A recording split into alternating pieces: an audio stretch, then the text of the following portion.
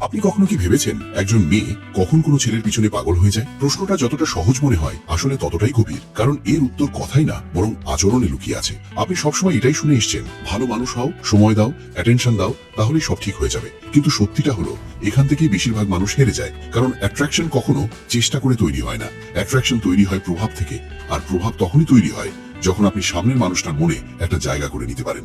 এখন প্রশ্ন হলো, আপনার মধ্যে এমন কি আছে যা কারো মনে জায়গা করে নিতে পারে? সেটা কি আপনার কথা, নাকি আপনার অ্যাটেনশন, নাকি অন্য কিছু যেটা আপনি এখনো বুঝতেই পারেননি? সত্যিটা হলো, কোনো মেয়ে কোনো ছেলের পিছনে পাগল হয় না। সে আসলে সেই অনুভূতির পিছনে ছোটে যেটা তাকে আর কোথাও পাওয়া যায় না। আর ঠিক এখানেই 99% মানুষ ভুল করে বসে, কারণ তারা সামনের মানুষটাকে খুশি করতে ব্যস্ত হয়ে যায়, অথচ তাদের নিজেকে সেই লেভেলে নিয়ে যাওয়া উচিত যেখানে তাদের প্রেজেন্সই একটা প্রভাব ফেলে দেয়। এখন মন দিয়ে শুনুন, এই 5টা সত্যি আপনার চিন্তা ভাবনা পুরোপুরি বদলে দেবে। কিন্তু এগুলো বুঝতে হলে আপনাকে আপনার পুরনো ধ্যান ধারণা ছাড়তে হবে। প্রথম সত্যি, একজন মেয়ে সেই ছেলের পিছনে যায় যে সব সময় হাতের কাছে থাকে না। শুনতে খুব সাধারণ লাগে, কিন্তু এর প্রভাব অনেক গভীর।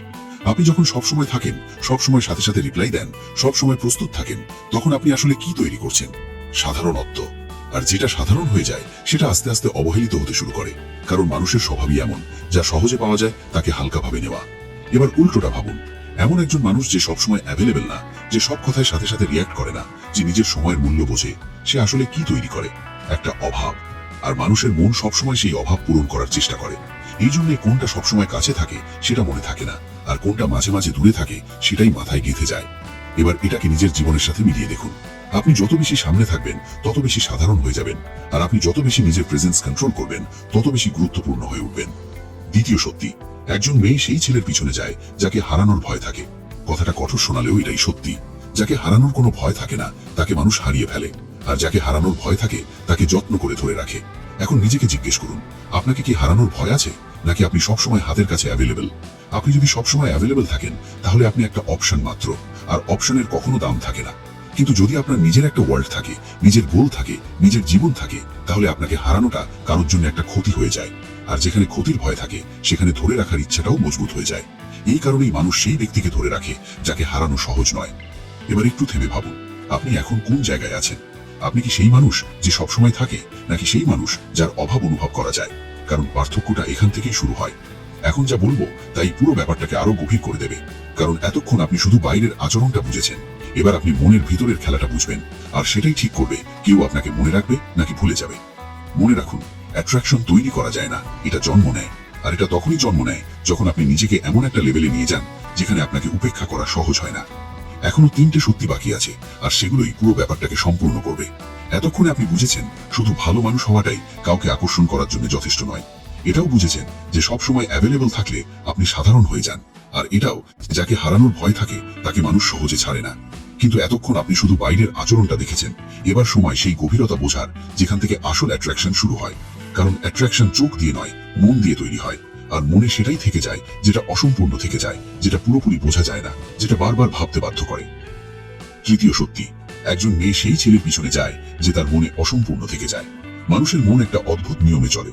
কোনোটা সম্পূর্ণ হয়ে যায় সেটা আস্তে আস্তে গুরুত্ব হারায়, কিন্তু কোনোটা অসম্পূর্ণ থেকে যায় সেটাই বারবার মনে পড়ে। এবার নিজের জীবনের সাথে এটা মিলিয়ে দেখুন।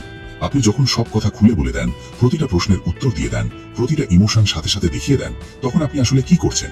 নিজেকে পুরোপুরি সামনে রেখে দিচ্ছেন। আর যখন জানার মতো আর কিছু বাকি থাকে না, তখন সামনের মানুষটার মনে ভাবার মতো কিছুই থাকে না। আর যেখানে ভাবনা থাকে না সেখানে টান তৈরি হয় না। কিন্তু আপনি যখন সব কথা বলেন না, সবসময় নিজেকে পরিষ্কার করেন না, কিছু জিনিস অসম্পূর্ণ রেখে দেন, তখন সামনের মানুষটার মনে প্রশ্ন জাগে। ও এমন কেন? ও হঠাৎ চুপ হয়ে গেল কেন? ও আমার সম্পর্কে কি ভাবছে? আর এই প্রশ্নগুলোই আস্তে আস্তে তার মনে জায়গা করে নেয়। এই অসম্পূর্ণতাই আস্তে আস্তে টানে পরিণত হয়।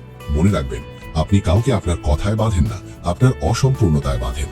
চতুর্থ সত্যি, একজন মেয়ে সেই ছেলের পিছনে যায় যে প্রতিবার একই রকম অনুভূতি দেয় না। আপনি যদি প্রতিদিন একই রকম হন, প্রতিটা কথা একই রকম, প্রতিটা রিয়াকশন একই রকম, তাহলে আপনি আস্তে আস্তে সাধারণ হয়ে যান। আর সাধারণত্বই অ্যাট্রাকশনের সবচেয়ে বড় শত্রু, কারণ মানুষের অভ্যাস হয়ে যায়। আর যেখানে অভ্যাস তৈরি হয় সেখানে উত্তেজনা শেষ হয়ে যায়।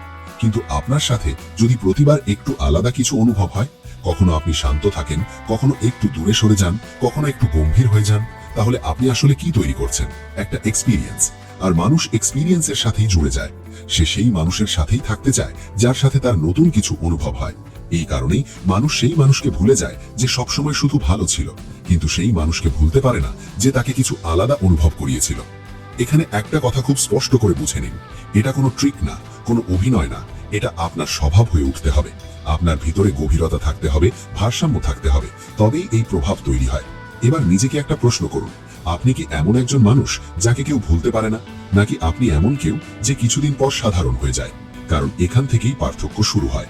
এখন শুধু একটা সত্যি বাকি আছে, আর সেটাই সবচেয়ে গভীর।